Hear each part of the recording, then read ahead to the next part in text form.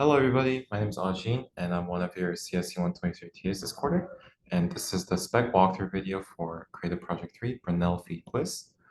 So let's dive right into it. So this is the Spec on Ed. So a little bit of background. There's a website called BuzzFeed.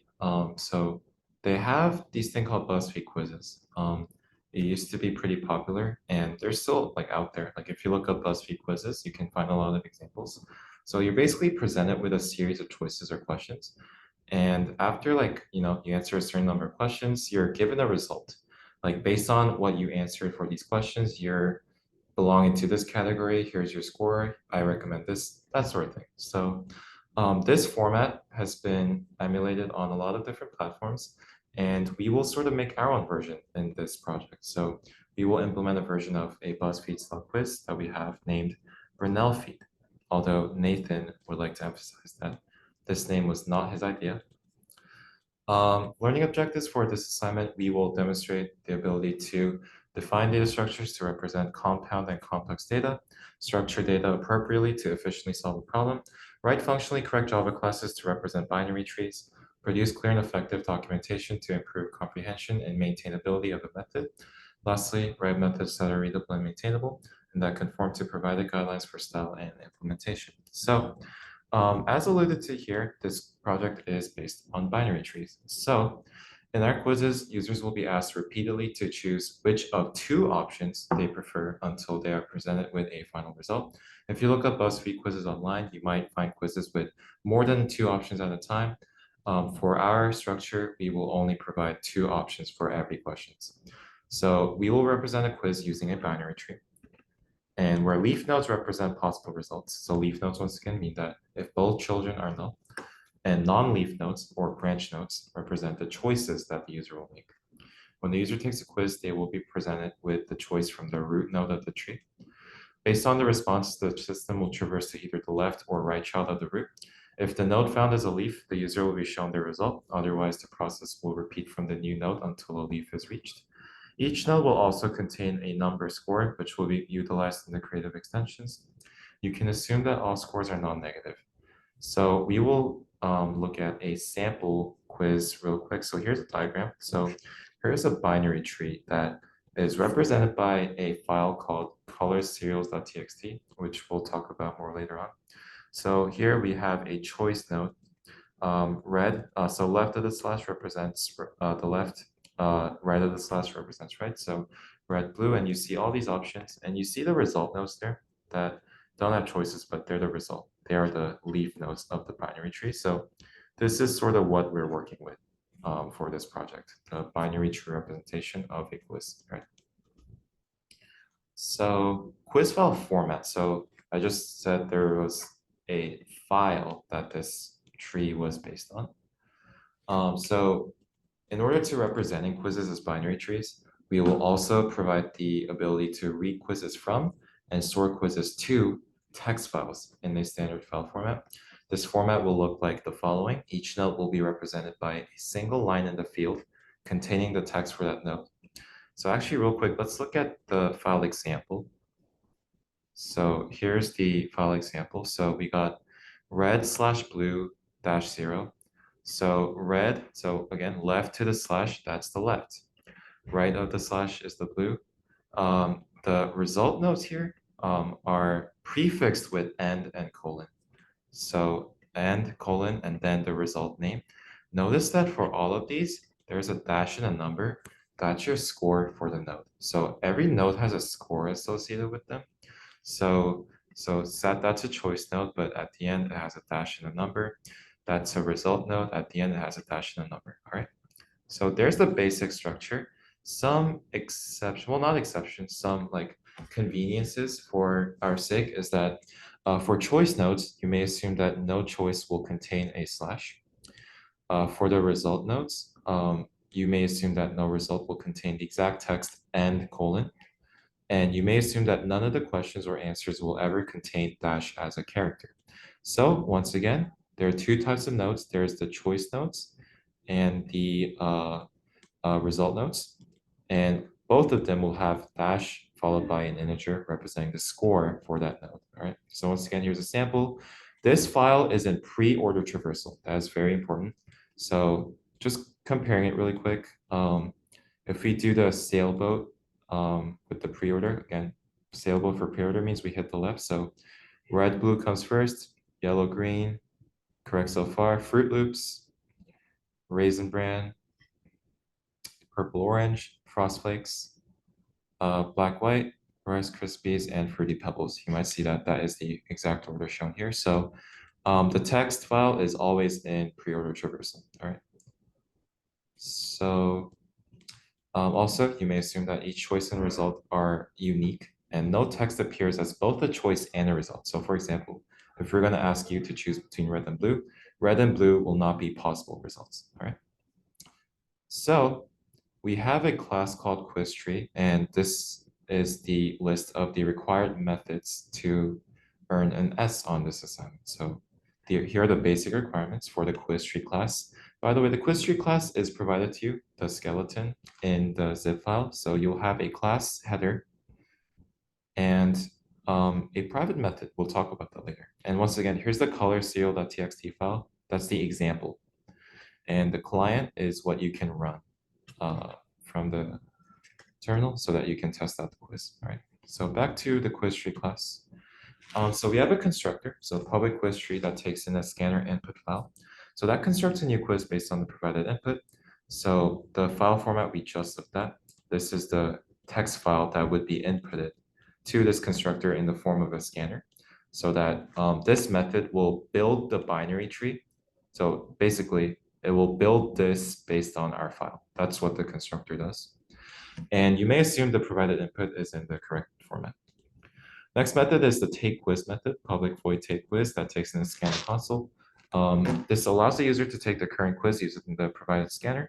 This method should prompt the user to choose between the options at each node and traverse the tree until a leaf node is reached, keeping track of the score as they go. Once again, a leaf node are the final answer, so the final result. So that means the result and the total score should be printed. So once again, we keep track of the score as we go. We'll actually look at a quick example of taking the quiz. Let's look at this real quick. So this is once again based on the binary tree above the diagram. So red or blue, we choose blue. Blue is on the right. Purple or orange, orange is on the right. So we go right one more time. Black or white is on the left. And the result is Rice Krispies. So really quick, we went right, right, left, and the score 2, so 0 plus 2 plus 3 plus 2. So that's 5 plus 2, so that's 7. And the score is indeed 7. All right, so that's what we do in take quiz. So once again, the total score of a path is the sum of the scores of every single node visited on that path. All right. Next up, we got export. So export is kind of the opposite of the constructor, meaning that from the binary tree, we are going to generate export onto a text file. So the constructor was turning the text file into the binary tree. Export is turning the binary tree into the text file. So we're using a print stream object. You can look up what print stream does, like what type of methods it provides and like which methods fit our use case in this case. So it prints the current quiz to the provided output file, this object right there. And once again, the format of the output file must match the format that we've been talking about, the same format that we have up here, right? The pre-order, and then all of the slashes, the dashes, so on. So same format that we're talking about throughout. Lastly, we have the add question method. What this does is we're going to replace a result node with a question node with new left and the right result nodes. So real quick, let's look at a diagram. So this is what it does. So this is where Fruit Loops used to be. And we're going to replace this with the gold and silver new question. So, and that has a left and a right, right? So keeping that in mind, to replace is the result node that we're replacing. So Fruit Loops. String choices is the parameter that has the choices. So that will be in the format of left choice slash right choice dash score. So same choices format in the file, whereas to replace is just the name of the result. All right. Left choice and right choice, or left result and right result, as it's called in the parameters, is formatted in result dash score.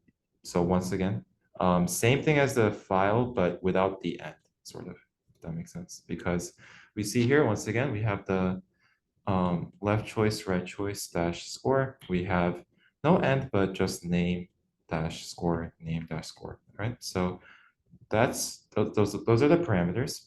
To replace should be treated case insensitively. So if someone wants to spell Fruit Loops this way for some reason, we should still allow that. And if to replace is not a possible result in the quiz, including if it's not a result but a choice, that we're going to treat that equivalent to, oh, that result doesn't exist.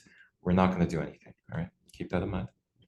And you don't need to support replacing choice nodes. We're only replacing result nodes in this case, right? So the next up is a public set or inner class called quiz tree node. This is the equivalent to, think back to commit and minigit or list node in LinkedIn list that we've been doing, or int tree node in the binary tree problems that we're doing right now. Same thing. So we have a quiz tree node class to represent individual nodes of the tree. So we have some requirements. You have a certain level of freedom. So we just have these requirements. So the fields of the quiz tree node class must be public. All data fields must be declared final, except the fields representing the children, right? Also, you may have fields that are in quiz tree node that are not used depending on the type of the node. So if question and answer have, like, if they use different types of fields, that's fine. Also, quiz tree node class must not contain any constructors or methods that are not used by quiz tree class. So any constructor or methods, it has to be used by the main quiz tree class. Also, the quiz tree node class must not contain any logic necessary to take a quiz. That should solely belong to the quiz tree class wherever a process belongs, like whatever method. It should purely represent a node in the tree. Also, you must have a single quiz tree node class that can represent both choices and results. You should not create separate classes for the different types of nodes, meaning the choices and results should not be represented by different types. They should both be represented by a single quiz tree node class. You may also not create a single base class or interface that two separate classes extend or implement. All nodes in the tree must be instances of the same class. Once again, that is quiz tree node. So we looked at the taking quiz. So once again, I would refer back to these and if you're trying to still understand how the quiz works, you could compare once again to the example diagram where this is based on. Quick thing, you must notify the user. You must inform them that if a user types an invalid option, you need to tell them that it's not valid, and you should prompt them again. Don't traverse down the tree or stop the thing. You should just tell them that wasn't valid, try again, and then keep going from there. Options, like the result in that question, should also be case insensitive. So capitalization should not matter. And once again, quick review. We kind of peeked at this already, but if these were the parameters, so if Fruit Loops was to replace, these are the new choices, and left and right, this is the new results. Once again, choices, left with the score, right with the score. All right. Quick thing about that, all three of them, so these, all three of the nodes that are newly added should be newly constructed. Do not modify the data of existing result nodes to update the tree. Right? Next, implementation requirements. To earn a grade higher than an N on this assignment, your core algorithms for each method must be implemented recursively. So you want to utilize the public-private pair discussed in class. You're free to create any helper methods as you like, but the core of the implementation must be recursive. Next, some tips. So there's the integer.parseInt method that takes in a string that converts a string to an integer. So you will likely want to use that when representing the score of quiz tree node to make mathematical computations easier, namely when you're trying to calculate the score throughout the entire path. Also utilize the split method of a string class that splits up a string based on a passed-in string. So look more into that method. That will be very helpful for sure. Also, you should also represent every set of choices as a single choice node. So red and blue, the choice node should not be two separate nodes. There would be a single node that represents the fact that you can choose between red and blue. Next up are some section problems that might be helpful. So right tree and retree from 9 and 10 respectively will be helpful resources, and so are limit path sum. So right tree and retree, we talked about how export and constructor are sort of like opposites of each other.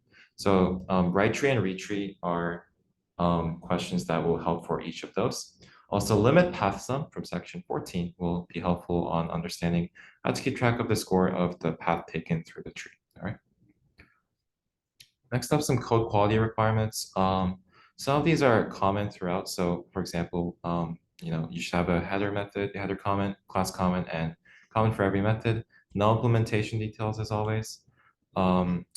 Some quality requirements that are unique to this project. Once again, with linked lists, don't morph a node by directly modifying fields. So like saying, this existing node data equals something, don't do that.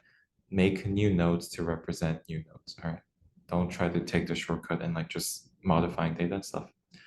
Existing nodes can be rearranged in the tree, but adding a new value should always be done by creating and inserting a new node, not by modifying an existing one. When modifying your quiz tree, you should be using the x equal change of x pattern that we've been discussing in class. That reduces some redundancy, right? Look out for including additional base or recursive cases. Sometimes multiple calls may be necessary, but you should avoid having more cases than you need. Try to see if there are any redundant checks that can be combined. Next up, include helper methods as necessary to implement your program, but all of these extra methods should be private. Limit redundancy across all constructors you write with the this keyword. So if there are redundancies between the different constructors you write, look at the this keyword as an option. All parameters within every method, including private pairs, should be used and necessary. So there should never be an unused parameter for any method. And lastly, we talked about commenting already. Make all fields in quiz tree node as public, all fields in quiz tree private, and avoid fields that are not necessary for solving the problem. So no extra fields. Lastly, there's a creative extension part. So to earn an E on this assignment, you must implement an additional void method called creative extension. The behavior of the creative extension, you have three options that we provide. You can also submit the request to have your own creative extension. So it can take whatever parameters you require. So that really depends. So first option is cutoff. So let's look at the example real quick. So we're going to allow a user to take the quiz. But there is a cutoff, so they're going to enter a cutoff number. When the score of the path being traversed is greater than or equal to the cutoff, like if we hit the cutoff, it should stop prompting the user for input. Instead, the method should randomly select the result based on the remaining options and print it out as the result of the quiz. So if a result is reached before the cutoff is reached, simply print out the result like normal. So if the cutoff is never reached, it's just take quiz, all right? So once again, same example we've been looking at. Say the cutoff is 2. So say we go to blue, blue is red. Once we reach here, we reach the cutoff. So we're going to tell them you have reached the cutoff. Now from there, we're going to randomly select left or right from this node, all right? If we end up here, we cannot go this way anymore. By randomizing results, we mean from where you already are. So go left or right, left or right. And your randomized results is Rice Krispies. And then you can see that the score is 7 once again. From here, it must have randomized to go here and then here. So the score is 7 because 0 plus 2 plus 3 plus 2 is 7. All right. So there's cutoff. Next up is trim. So trim also asks for a cutoff, but it trims the tree. So it should explore all possible paths. So from the root, we're going to look at all possible paths in the tree. Whenever a path's total score exceeds cutoff, it should replace that choice node with a random result further down the path. So pretty similar, but we're going to send it down to every direction in the tree, and we're going to trim the tree, sort of. So for example, if the cutoff is 2, the left side will not change at all. So here's a comparison actually, because it doesn't hit 2. None of the scores hit 2 before we hit a result node. So we're not going to trim anything here. Now here, as soon as we hit here, we hit 2. So from there, we're going to trim. And how do we trim? It should replace that choice node right there with a random result further down in the path. So this case, Rice Krispies, once again, was the random result. So it's going to bring up Rice Krispies and replace the choice node where we hit the cutoff. So in this case, we're going to replace purple orange with Rice Krispies, and that's exactly what the example is doing. All right, so there's trim. So this is how the tree was trimmed in this case. So once again, note that we randomly chose one of the results once our path cost exceeds that of the cutoff. particularly once we reach the purple orange, we reach the total score of 2. So we replace that node with a random result further in the tree, which happened to be Rice Krispies. Once again, on the left side, we only exceeded 2 once we reach the result, so no changes, all right? So there's trim. Lastly, we have percentages. So this method should determine the percentage of the full score of the tree that each result of the quiz contains and prints them out. In other words, for every possible result in the quiz, compute the score, like as you would compute the path to get to that score. Sorry, the score to get to that path, my bad. And divide that score by the sum of all scores in the tree to get the percentage of the full score of the tree. So, for example, we're going to look at Fruit Loops, all right? So Fruit Loops, the score is 0 plus 1 plus 3. That's 4. So that's 4 divided by the full sum. So the full sum, meaning that we're going to take the sum of all scores in the tree. So 1 plus 2 plus 3 plus 5. So that's so 4, 9, 11, 12, 15, 17, 21. So add all of them up. So it is 21. So you get 4 divided by 21, and that's the percentage there for Fruit Loops. So once again, the path sum to get to this result divided by the total sum. And you do round to the 100th place for the percentage, or 2 decimal places for the percentage. We do provide the private method round 2 places in the skeleton, and we recommend using that one to round the percentage to 2 decimal places with the percentage. All right. So you do that for every result, basically. All right. So that's percentage. Once again, you can submit a request for your own custom extension. There will be an add thread, an egg mega thread for that, and you can ask for an extension there. Lastly, if you want to create your own Brunelle feed quiz, which might be helpful for testing, we encourage you to share that with your classmates and the core staff. We will also have an add thread for that. All right. All right, that's been the spec walkthrough for Brunelle feed quiz, and good luck with this assignment. Thank you.